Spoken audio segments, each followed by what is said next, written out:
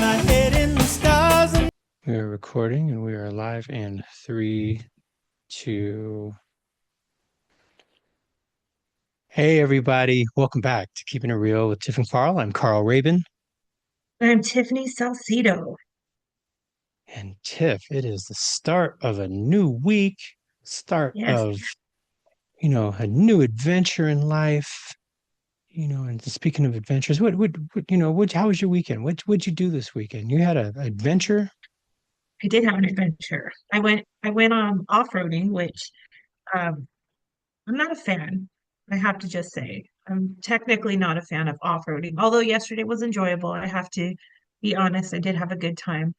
Um, but we went out past like where we live at. We went out into the desert and into the mountains. Um, and we found this quartz mountain, like in the middle of all of these just rock mountains, plain, just rocks. There's this entire mountain made out of quartz, and I'm thinking it might have also been a little bit of granite as well. But it was crazy. It's just like out of the middle of nowhere, you just see the sparkly ass mountain. And so I went and I harvested, and I had all of my pockets full of rocks. And um, my poor husband, I was like, here, carry this big one. So he's carrying like four huge like rocks down this mountain. Of course, the higher up the mountain you go, the bigger the rocks get, because I think people have been harvesting from that little spot for years. But I mean, gorgeous, just freaking gorgeous. And I took my dog with us, and he loves to go off-roading. He actually does enjoy it. And it's funny because he likes to put his head out the back seat, and then when the wind gets too much, he like ducks. And so we bought him these little doggy goggles. And I thought, oh, for sure he's going to try to take them off. But let me tell you, this dog was so happy with his doggy goggles. Um, and he was so cute, but he had like the best time ever. We all came back like covered in dust, and my hair was like this big, and it was a fun time. Fun time. We almost ran out of gas too. I didn't tell you that part. We were so the guy that we went out riding with, he's our neighbor here, and he said, "Oh yeah, that Quartz Mountain, it's only like 10 miles out there." We're like, "All right, 10 miles." So we had like a half a tank of fuel, and then we went and put a little bit more just to be on the safe side. His 10 miles was actually 34 miles. Shit. When we left, like the tank is digital, and it said we had like 89% the tank was full. And then when we got there, it was like down to 40. And so I told my husband, like, we let's not go put around too much because we need to get back. And so then again, we're following the neighbor. He's the one that knows the route and everything, and he takes us back this other way. And so we were down to 10%. And then the car just says low fuel. It doesn't tell you 875, whatever.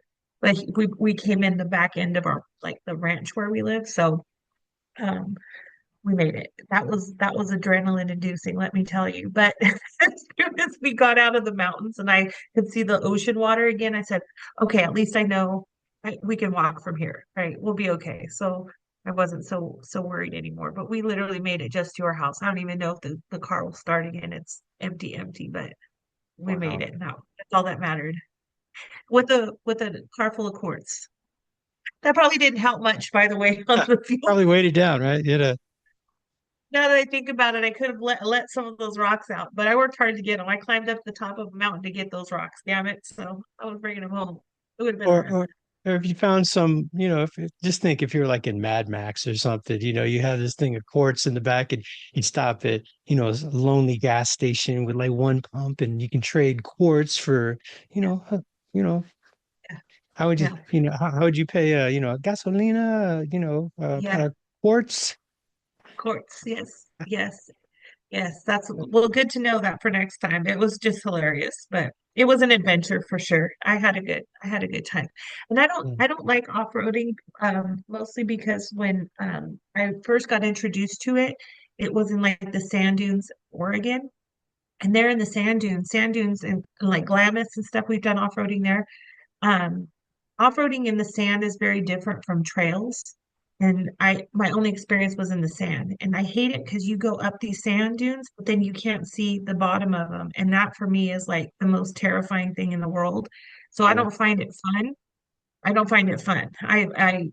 It's so anxiety inducing for me that I don't have a good time. And so oftentimes when we go off-roading, I'm like, I'll stay at the car, I'll read a book, and you guys go put around and have a good time. But this one wasn't, it was, there was enough like they call them whoop de whoops, Yeah. where Yeah. it was exciting, but I could always see where we were going. So I was okay. And Kind of like it was fun. kind of like a roller coaster, like when you're going down the drop of a roller coaster. Yeah. Yeah, Yeah. but in the sand, let me tell you, they have these things called razorbacks where you think it's like a hill and then it just drops straight down. Hmm. And you know, that that's not a good time. I'm just Yeah. letting you know. Yeah. Yeah. And Yeah. Mr. Salcido's wrecked one of these damn things on, rolling down a hill before. And I mean, he's alive, he's fine, but that's, when someone pulls up and say, "Hey, your husband just wrecked, you want to go get him?" You know, my son who witnessed it, like, "Mom, I thought I was gonna have to tell you your husband was dead." Like pretty traumatizing. So Yeah. I'm Wow. not I'm not the sanding, but the trails were great. I can do that again.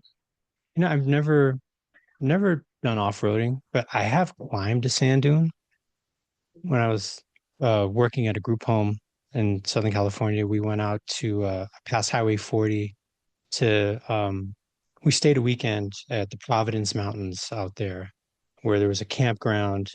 There was caverns, Mitchell Caverns.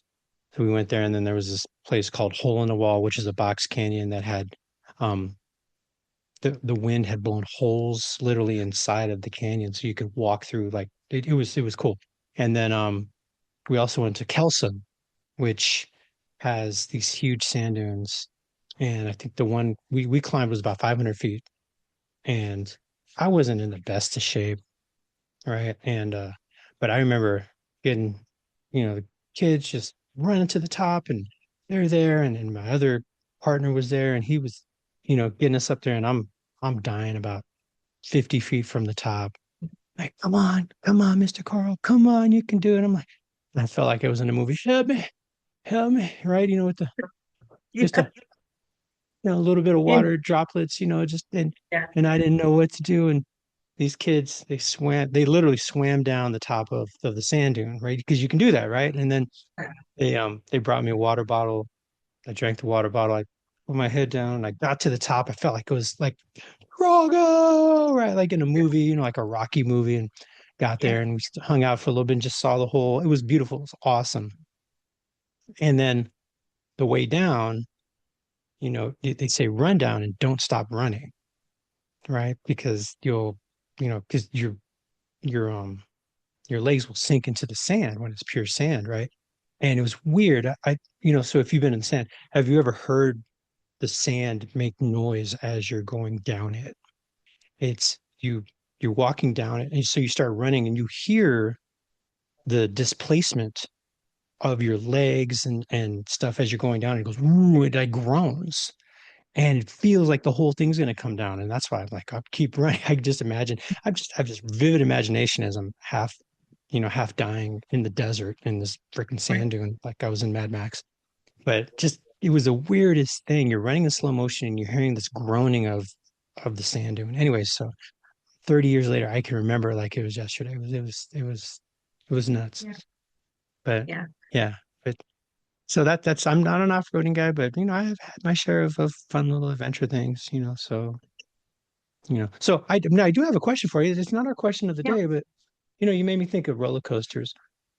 Do you like roller coasters? So I'm going to say yes and no. Okay. Okay. So yes, I do. One of my favorite places to go, and we were season pass holders until probably like 8 years ago, was Six Flags, Yeah. Magic Mountain. Yeah. And I used to drive from Riverside to Bakersfield. That's where my kids and their dad, we would exchange them, was in Bakersfield. And so every time that we would drive through like Santa Clarita, we would make time to stop, go in, go get on a couple of rides, and be done with it. And so we did that often. We spent a Okay. lot of time at Six Flags, right? X2 was my favorite. Goliath was my second favorite. Uh, I loved the roller coasters. So Yeah. yes, I do. And no, I don't anymore because I'm old now Yeah. and I get motion sickness. So I can go on Wow. one ride and then if I go on a second ride, I feel like crap. So I don't enjoy them so much anymore. Hmm. And Dramamine makes me drowsy. So if I do like take a Dramamine or something before I go, I'm feeling groggy all day long. So it's just not Yeah. enjoyable for me anymore. But I did in my heyday. I Yeah. was a Six Flags monster. Would go So, all the time. Yeah. so my question is, when you sit on a roller coaster, are you a front of the roller coaster, middle of the roller coaster, or back of the roller coaster I'm person? wherever the line is shorter coaster, wherever the Okay. line is shorter. I don't have a Okay. preference. That's fair. That's fair. Okay. Yeah. But I'm a screamer. You're a But screamer. I am a but I am a top of my lungs, scream at the top of my lungs. Even though I know what's coming, I yell Yeah. the whole time, absolute whole time. I yell. Yeah. For the most part, I was a back of the roller coaster guy, Okay. just because you get a whip, so it goes faster, right? You go through the loops Mm. faster, you go through the curves faster, you do this stuff for me, right? Because it was always the whip action at the end, right? Um, as I got older, I appreciated the middle more because it was just more of a consistent ride. But the front, I was never a front guy. Every now and then some of the drops are like cool, terrifyingly cool, right? But if it's a loop to loop, the loop takes forever. And it's just my only anxiety on a roller coaster is, am I gonna fall off? And so when you're in a loop, there's that little extra split second of, is this gonna hold? Yeah. So Right. that's so if I haven't ridden a roller coaster in a very long time. There was a long time when I couldn't fit on a roller coaster. And now my kids are grown and they do their own shit. But yeah, it's yeah, I was if I was yeah, I was a back of the roller coaster guy. I don't know. Chat, what do you Interesting. guys, what's your comments in? Are Yeah. you a back of the roller coaster, middle roller coaster, front of the roller coaster? Right? What's your favorite amusement park? Yeah. Yeah. Can I tell you? I want to tell you a funny story about when I took my kids to Six Flags for the first time. Hmm. I had been going forever. I had had a season pass forever. So again, I had divorced their dad. We were half the time. So the time that the kids were with me, we were doing kid stuff, and then the other half, I was a single person, and I could go to Six Flags for the weekend and live my best life. So it came a point where my kids got old enough where they could go on the rides, right? And so I was like, let's take the kids. So I really thought my kids would be adventurous and that they would really like roller coasters. And so I took um I took my three and my niece. My sister was with me at the time. My sister Tina, she lived with us, or we lived together. And so we took all four of the kids to Six Flags. And um I thought to myself, I'm going to take them on the scariest ride first. And that way I can tell them all the rest of the rides are going to be easy compared to the scary one.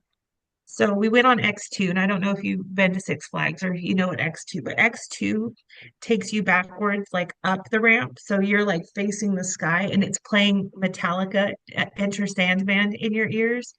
And then you're going up backwards, and then it does like a little dip, like you're gonna fall, but it's just a little dip, and you're like, oh.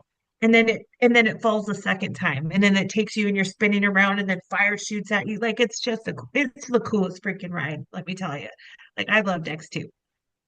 So nonetheless, I'm sitting with my youngest son, who I think had to be maybe seven or eight at the time, no older than that. And then the other kids were older, but he was sitting with me. He was holding on like Kung Fu Death Grip on the ride the whole time with his eyes closed. And then the other ones, my sister was with her daughter, and then my older two kids were together, and I could hear them screaming the whole time. And so we get off. My niece, my oldest son, and my middle son were all like, why would you?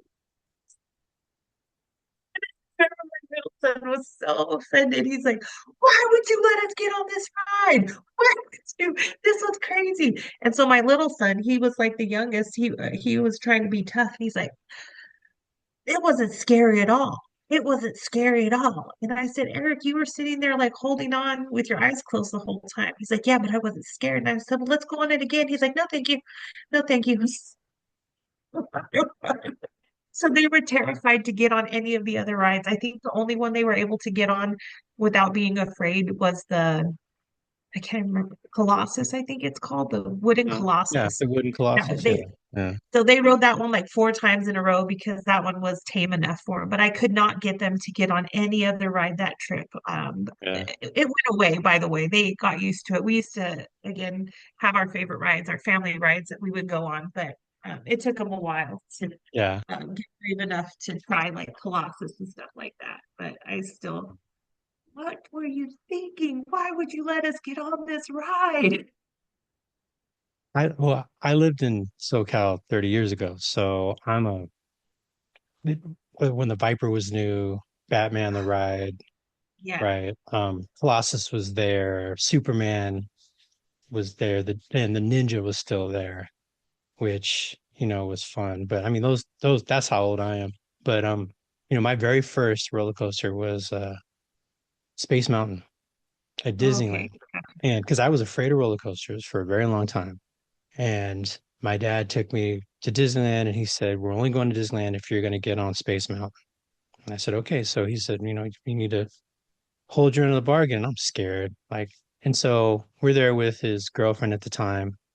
And um, so I was the third person, right? And we're standing in line. I'm like, "I'm riding with you." She goes, "No, you're not. You're going to ride in the back." "No, I'm riding with you."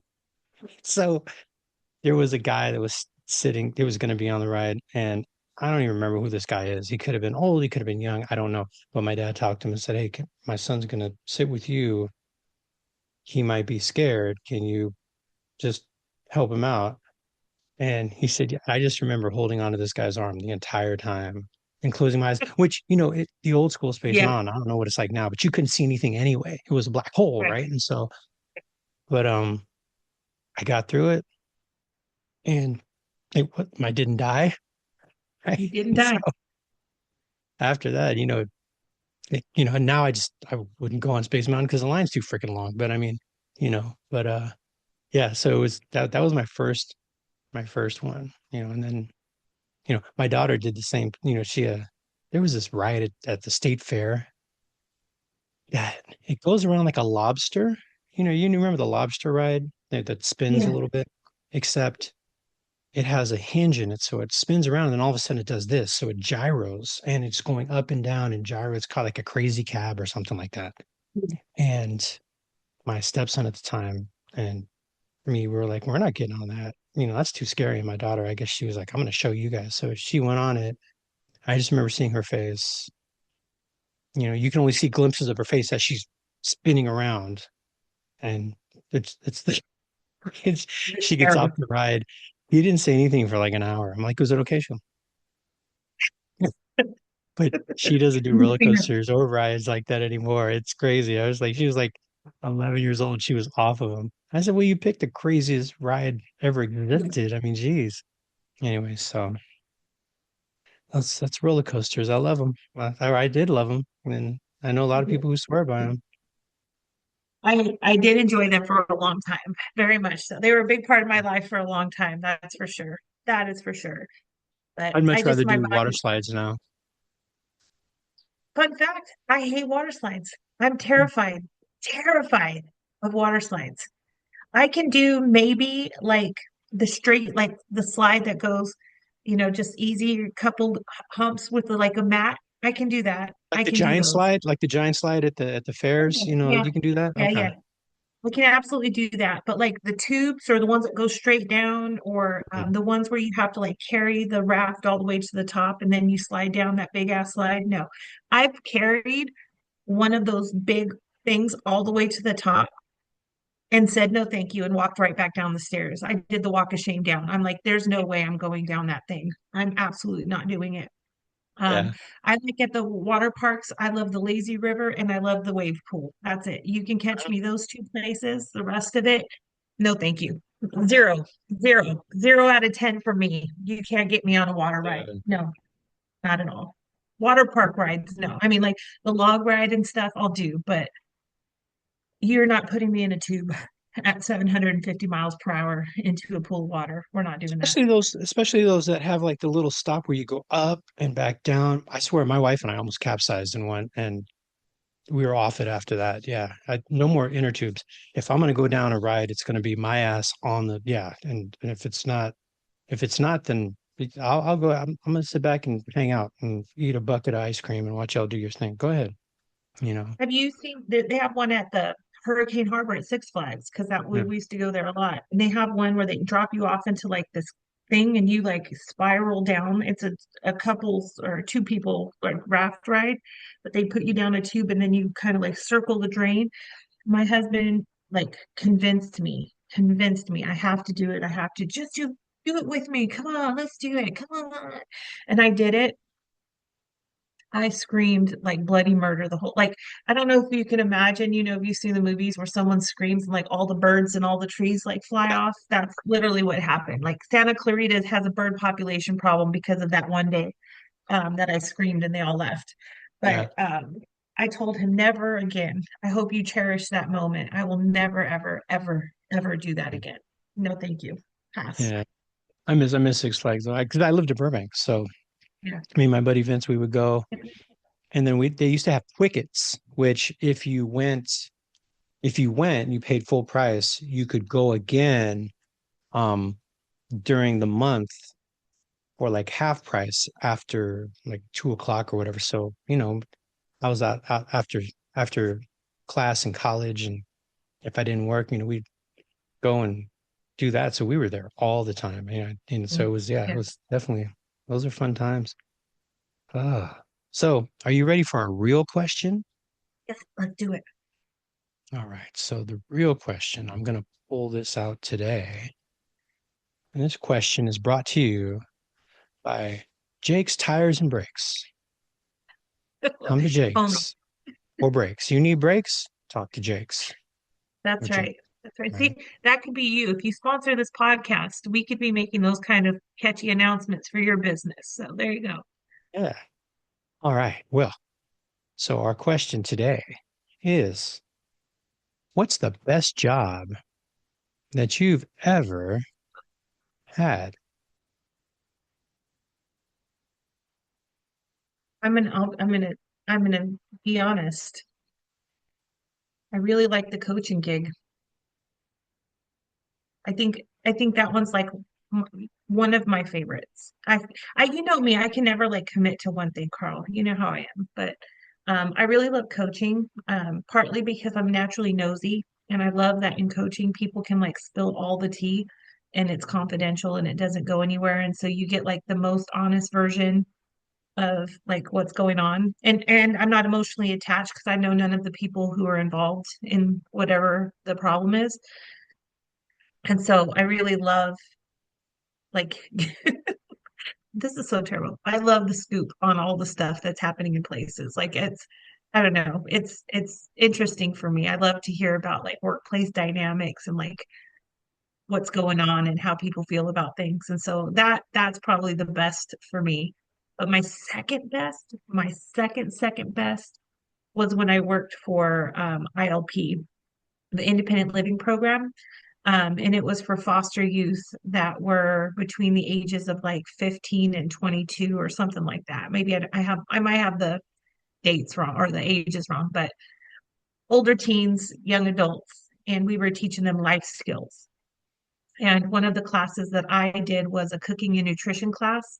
And I got to take all of these kids who were either in foster care or in group homes, and we would like pick a recipe out of a cookbook, and then we would get in the van and we drive to the grocery store and we would go shopping, and I teach them how to shop and how to pick produce and how to look for sales and how to substitute if something was too expensive. And then we'd come back and we'd prep it all together and we'd cook it together, and then we'd sit and eat it family style. And then we'd talk about like price per serving. We talk about like how much nutrition was in it and what vitamins and minerals and stuff that we were consuming, and then compare it to like going to McDonald's. And if you had gone to McDonald's, what would you have ordered? And this is how this compares. What do you prefer? I love these kids in the kitchen. Cooking is a passion for me. I know, I think we've talked about that before, but like I like the kitchen is my happy place. Mhm. And so to be able to share that with kids who, by the way, may or may not have ever had access to go to a kitchen, like kids in a group home aren't necessarily able to go and help cook dinner. And again, different foster homes may have different rules for kids. And so to give them that like outlet where they can, I don't know, do something so normal, what feels to me very normal, but to them felt extraordinary. It was just the best. That was like my favorite thing. Very So, cool. Very, very cool. what about you? What was your best job? You know, this it's probably going to sound corny and you might go like this when, just as much as we've talked about stuff, but I really, really love what I'm doing right now. I feel like I'm in Cool. the place, that I'm supposed to be in. And, like I said, the only hard work these days is getting there, right? Just the travel.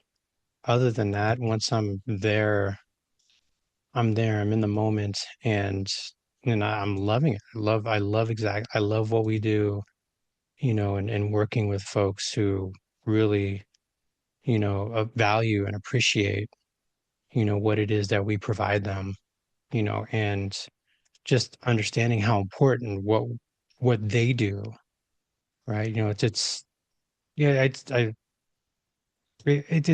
of those things, when people say, well, it's just a job and we're doing things like that. Yeah, well, I had somebody the other day ask me in a class, what's your definition of case management, right? And so I said, well, I have a definition, I have an idea of what case management is, but I said, let me ask the class, you guys, what does case management mean? What does it mean to you? What is it? And so some people were like, well, it's a job, and it's helping us to get from place to place and task to task and day to day. And I said, okay. And then other people said, well, we're helping others, and we're connecting with people, and we're really, helping them to find what it is that, they want to do. And I was like, okay, right. So, can I tell you, and I hate to be like this, but it's both, right? It's definitely both. It's getting our tasks done to be as efficient and effective as possible. But if we forget that in our business, in that line of business, in human services, that getting tasks done affect the lives of families and your community, then we might as well just be data processors, right? I mean, because you're working with people. So it's one thing to be efficient and effective. And if you're worried about that bottom line, completing tasks, okay, cool. But I mean, there are a way to complete tasks and not be mindful of the people that, you're affecting, especially in helping professions, right? And so, and I say that with helping professions, I say that with government workers, because you're at the end of the day, you're serving the public, right? Taxpayers, and when you lose sight of what is it that I'm doing and it's not connected to the overall goals of the organization, then you're just there, right? And so I take what we do super serious because, we're talking with folks and we're trying to make a difference, or at least I am, and I know you are too, right? Trying to make a difference in how they approach what they do and who they do it with.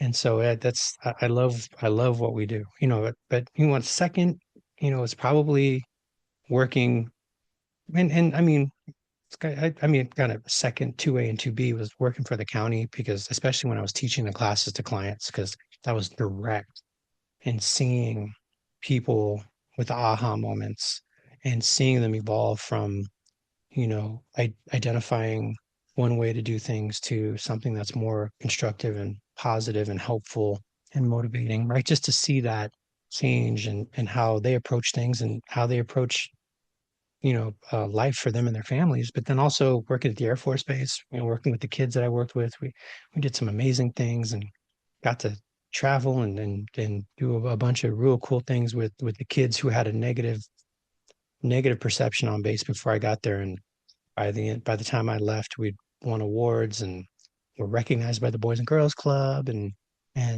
got to send people to college, and a couple of California Youth of the Year finalists, and we had one Air Force Teen of the Year, right, for the entire Air Force. Got to go to the Pentagon because of her, right? Just all these amazing things, right? So it was on that was I've been very fortunate with a lot of my jobs since I stopped pulling shopping carts at Price Club.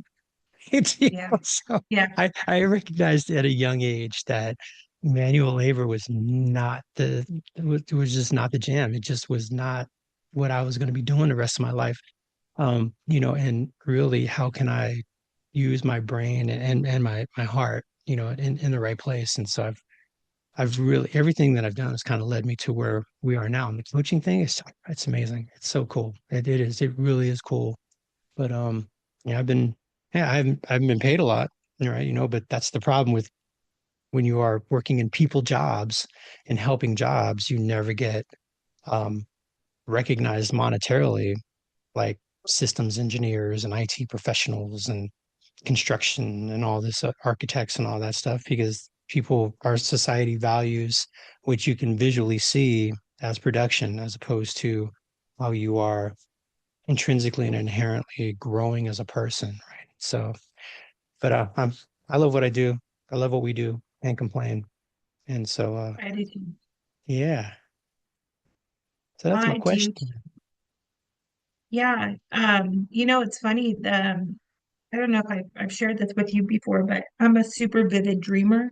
Like when I sleep at night, I have like full length motion pictures going on in my head. And sometimes I remember, most of the time I don't. But the other night I was dreaming about going back to a county that I worked for. And I was going back to visit, and there were a few like people from my past that were in the dream, but it was mostly people I didn't know. And I remember someone coming around collecting like $3 for the birthday fund. And um, the person that I was visiting with was like, I don't have it right now, but I'll get it to you after lunch. And then getting a hard time about how they didn't have $3 and it was so and so's birthday. And I remember like saying in my dream, like, oh my God, I'm so glad I don't have to deal with that anymore. And so, of course, I wake up and I always like reflect on my dream a little bit before I start my day. And I was like, I don't work a 9 to 5 anymore. I mean, I do work hard, like don't get it wrong, but my work hours are variable. And I don't know if I could ever go back to that like 9 to 5, Monday through Friday, every week, 2 weeks off for vacation, with permission. Like I don't know if I could ever go back to that. I would if I had to. If I had to do it, I would, but I can't ever see myself being in a position where I would want to, you know. And Yeah, so I've tasted some freedom. And don't get me wrong, we work hard. We work really hard. we work hard. But I also have the ability if I needed to or wanted to like take a month off and I mean I won't get paid, but I also, if I plan for it, I can make it work depending on again how I structure my life. So I love that freedom. And I don't know, it's interesting to me. I've been listening to a book. I've been trying audiobooks, talking about trying new things. I'm not usually an audiobook person, but my bestie recommended this book to listen to, and I'm like halfway through it. I have to look it up real quick to tell you what the title is. It's called Look Again, The Power of Noticing What Was Always There. And the author is talking about uh, the way that we get like habitualized to everything, right? Like, for example, you see Mount Shasta in your background and you're like, oh my God, Mount Shasta, that's so majestic. But if you saw it all day, every day, or every day when you're coming to and from work, at some point you like habitualize to it and you wouldn't even notice that it's there anymore, right? And I feel like that connects with me in such a powerful way because I am not a person who loves routine. Like if I am doing the same thing all day, every day, all day, every day, like it feels like daunting to me. I almost get like resentful of the routine. Like I need some spice in my life. And so like the type of life that I live now where I'm working in a different place every day and I've got a plan, like, oh, I got to unpack, repack. I know for some people that sounds like, oh my God, that sounds like a horrible life. And it's not easy. But I also will say, I think that's what keeps me so joyful. And that's what keeps me like so grateful for the life that I have, is I always have like something to look forward to or something that I need to look forward to. Um, because I'm always on the go. And so I never have like the time or space to really habitualize myself to my situation because it's only for this week and next week's going to look completely different, Yeah. different location, different people, different topics, different connections. Like that pace is really like suited for me in a personal way. But I also think it keeps me fresh for my classes. It keeps me fresh for my audiences because every day is like, it can be the same topic, but every day goes a bit different. And I think that like excitement and like the curiosity of like how's today gonna go or how's this audience gonna process this or it's never the same. I think that type of newness keeps me excited and keeps me connected and keeps me joined in the class because if it was the same all day every day, I would hate it. I would absolutely despise it. So I think all of these years of being well-rounded in terms of having 75 different jobs and having lots of different experiences to connect things to keeps it fresh for me and Yeah. that keeps me joyful. This book has been really interesting, by the way. Just for the listeners here, you don't have to read the book, but what it is saying is break your routine every now and then, try something different. And then whatever you go back to, if you love routine, when you go back to it, you're that much more grateful for it. So it's been quite interesting. Yeah. Habitualization, word of the day. How do you, Habitual. let me make that my question of the day. How do you thrive? Do you thrive on routine or do you thrive on a little chaos? Actually, I thrive on variety, and Right? but I also recognize routine keeps me sane and keeps me functional, right? And I have processes and things, ways to get stuff done so that I can get through the stuff that I don't want to do. And so, right, the stuff that like I have a process, before a class, before when I wake up in the morning, before a gig, right? And the things, because if I don't have that process, I wake up late or I don't get out of the house on time. I'm not as prepared to talk about something. My presentation doesn't flow the way I want it to, or I might forget to plug in my in-ear monitors, which has happened the last couple times because I've been busy bouncing back and forth and forgot to recharge them because they're wireless, and they run out at the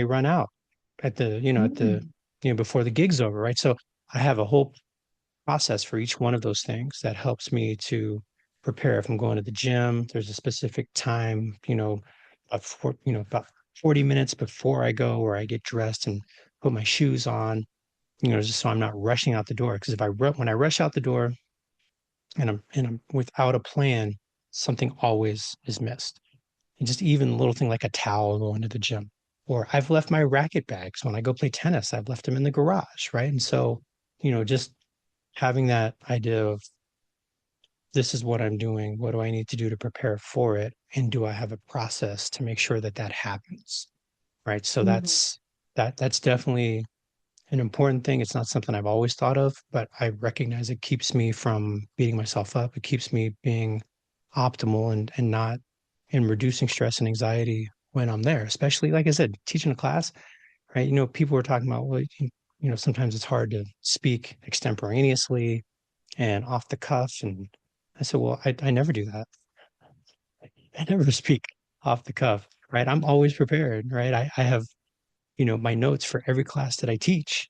Some of them I've taught so much that I can do it by heart, right? But still at the same time, those notes are there. And sometimes it's just the visual. I don't even have, there's some slides I don't, I just have the visual of what it looks like, right? And so those little things like that are just things that keep me focused, right? Just even writing down, the rule of four before a coaching session. I don't even have to fill it in. It's just having that written down helps me. Okay, you are locked in. This is what you're doing and moving forward, right? So I'm always mindful of my process. And when I'm not mindful of my process, if I'm rushing through something or I get to something late, then I mean, I'll figure it out. It's just it doesn't go as smoothly as I want it to. It's not as polished. And then, I will, you know, not feel as fulfilled or feel like I'm giving my best effort. So it really is something, the more prepared I am, the better my effort is and the better that people that, like you mentioned, I'm um, much more,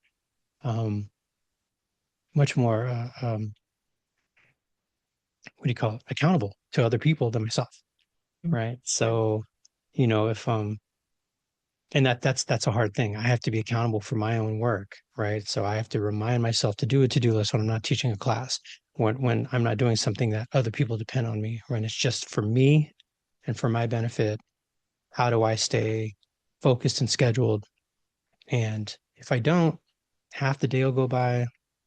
I'll sit on that couch for an extra 20 minutes. It's like, come on, man, you got to get up, you got to get going, right? So that's so the routines to get me to those places. I am not a I've recognized I am not a sit in the office guy, right? And that's not, when I've kind of withered on the vine, right? And have been wanting to be out there and helping people, right? Even if I'm in the same room working with folks, right? I used to get that all the time. I tell people, especially other case managers, other social workers who had the same classification as us in the workshop unit. Oh, well, you guys have it easy. You just sit there and talk to people all day. And I said, so imagine, you know, you're up there 5 days a week from 9 to 3, so 6 hours, right, with an hour break, so 5 hours a day, continuous speaking, engaging, motivating, right, answering questions, being energetic, modeling the behavior you want for folks, every day, with the same folks for 3 weeks. And then guess what? You do it again the next week with a brand new group, right? Yeah. And, and people who don't do it don't necessarily understand. They don't understand not just what goes into the actual presentation, but what builds up to the presentation, right? I mean, the amount of work that's put in the background to develop classes and to develop slides and to develop handouts that complement the slides. And it's just people, I mean, it's not It's a something lot. that is for everyone. And I've heard some people, how can you keep talking about the same stuff over and over? Well, each time I talk about it, it's to a different group of people. So I want to know who I'm with, who I'm interacting with. And then I'll even go back and look, okay, so I was with these folks. I was with Smith River last week, right? So, Toloadini Nation, the Indian reservation. And so I said, okay, so last time we talked about strength-based case management. This time we're talking about diffusing hostility and crisis de-escalation. And then, so I can't tell the same stories, or what was it that I said the last time that I don't want to duplicate? And then looking at the class they were in before, it was about trauma informed services and managing crisis. And I said, okay, so looking at those handouts, are there things that even if I have the same stuff or similar stuff, I'm going to say it differently, but how do I reference that to bring it back? Especially since I recognize, you know, people need to be told the same stuff multiple times for them to register it. Sometimes they just don't hear it in the same way. Right. So and I don't know if you've ever had that, Tiff, but there was a few people I've had in my class who say, hey, so what are you going to tell me that's different than what I hear on this topic every year in training for the last 30 years? I don't Mhm. know. It's going to be me. So it might be a different perspective, right? And even if you heard me say this 5 years ago, I might be a different person than I was 5 years ago, right? Mhm. And so it's it's definitely something that that variety, working with different people, having the topics that we teach, right? And being prepared to do those things. And just, what keeps me going is seeing people's faces, seeing the aha moments, or just even thinking, or even if they're disagreeing, or I don't know if this fits in this way. Maybe this fits in a different way. Cool. Awesome. Right. I'm talking to you about theories and how it worked for me, right? And topics and systems. How is this going to work for you? It may not work for you. Not everyone is going to practice mindfulness. Not everyone's going to buy into it, right? Not everyone's going to buy into the need for, inclusion and belonging. Uh, Cool, but you're sitting there, you're there for 7 hours. Let me do my best to give you a perspective that is not judgmental, is not telling what you need to do, and is giving you information and say, choose to do with what you want with it. But this is my take on how this affects you in a very profound way and how you do what you do. And so, that's basically kind of the way that I answered that, the idea with case management, right? Case management is about getting through your day, right? But also recognizing that getting through your day and you're not taking into account the people that you're working with, you're really affecting families in a very profound way. So how do we stay in touch with that? Right. So there's not one magic pill, right? There's not one specific way to do things, because different strokes for different folks, but you know, take this and apply it to how your style is. And that's really where I found any success I've had in this business. That's really where I found it, is the individualization of it, right? Everyone's a fingerprint. Everyone's individual. So that's what keeps me going. That's what keeps me going. Doing the same stuff, the mundane stuff and the drudgery every day of processing things. I probably sit there and wither away or grow. Probably Yeah, be 100 pounds heavier. I don't know. So yeah. just not for me. That same thing. I mean, different, like you say, different strokes for different folks. And I did it. I did it for like the first 2 decades of my life. I did the, you know, 9 to 5, sitting in the office in my cubicle doing my thing. Now I've tasted freedom. And I'll never go back. You know, Mhm. um, I something struck me when you were talking, especially when you brought up like, what are you going to teach me that's different than I've heard in the last 30 years? I think I take a different approach. And so again, depending on the attitude of the person, um, I usually will ask a question and say, well, if you've been hearing it there, or if you've been hearing the same message for 30 years, I can't wait for you to share how you've been applying it. That's usually the approach I take. Well, I can't wait for you to be able to share some of your experiences of how it works in the real world. And usually that shuts them up most of the time. Not that I'm trying to shut people up. I am really curious. If this is not new information that we're sharing with you and you've heard it every year, then I'm really curious to hear how it's working out for you. You Yeah. know, how's it working out? And so I've gotten that. I have a particular TED talk that I love from Cy Wakeman. It's called Ditch the Drama. And I put that into almost every class that it makes sense to be in, just because I love that video and it was such a life changer for me.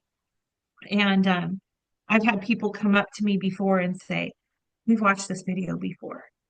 And I'm like, oh my gosh, so what did you get from it different this time? Right? Like, or how, oh, you've seen it before. Good. So you've been applying it. How's that working for you? How's that going for you? Oh, well, I haven't applied it. Oh, good. Well, this time around, like, what did you get different that you didn't hear the first time? Well, it was the same video. Okay, good. So how can you apply it to your life? Like always bringing it back to, it's not just about sharing information, but it's really about changing habits, changing perspectives, changing behaviors. Like that's what I'm hoping for. Mhm. Um, and I don't know I don't think I've ever had a class where you were running it. That might be something interesting to do someday. Maybe we can Yeah. shadow each other's classes. That'd be kind of cool. Yeah. I know we've taught together, but it was just Mhm. like a 2 hour, like a little 2 hour. But I've never Yeah. seen you just on your own. That'd be kind of fun. But I know like I put certain things to my classes because I always say that training is only effective if it leads to change behavior. So if you go to training and you leave training and you do the exact same thing that you were doing before training, then chances are I wasted your time. And I don't want to waste people's time. And so like one of my expectations that I try to set in the beginning of every class that I teach is that I want you to walk away with something that you can practice, like as a result of today's training. So as we go through these different topics, some of the things will resonate with you, and you'll think about like ways you can approach your work differently, and other things you'll be like, no, not for me, doesn't work for me, and that's okay. And there are going to be other things that all it does is um, help you recognize that you maybe have been doing it right this whole time, and you get some reinforcement that you're on the right track. Like for example, customer service. There's nothing revolutionary I can teach people about customer service. And generally speaking, like there's no hot tip I can provide that's going to make you be a better customer service provider, because we know what good service is. But sometimes it's like stepping back and recognizing like, oh, I'm falling into this habit where I'm losing patience with people, or I'm not a great listener, or maybe my tone has an impact. Like I might not be teaching you any new skill, but I can help you step back and do some realization about how you're applying what you're supposed to be doing, and maybe look at it from a different way. So at the end of almost every class, I always stop with like I call it the high five. And I make five people say out loud like something they took away from the class that they're going to practice. Like everybody has to do it, but only five people have to share. And then I give them a high five. And then I do some spirit fingers and some other like cheesy stuff because that's who I am. But it's interesting. Um, it's interesting when you put that in there, like that's where you get people to commit. And those ones that are the most resistant, like I've been doing this 30 years, what could you teach me different? It's almost always interesting that they're like, I realize that maybe I can do this better. And that's when I'm like, all right, this was all worth it, this was all worth it. This concludes part one of our episode. Stay tuned for part two, coming Tuesday on all major podcast platforms.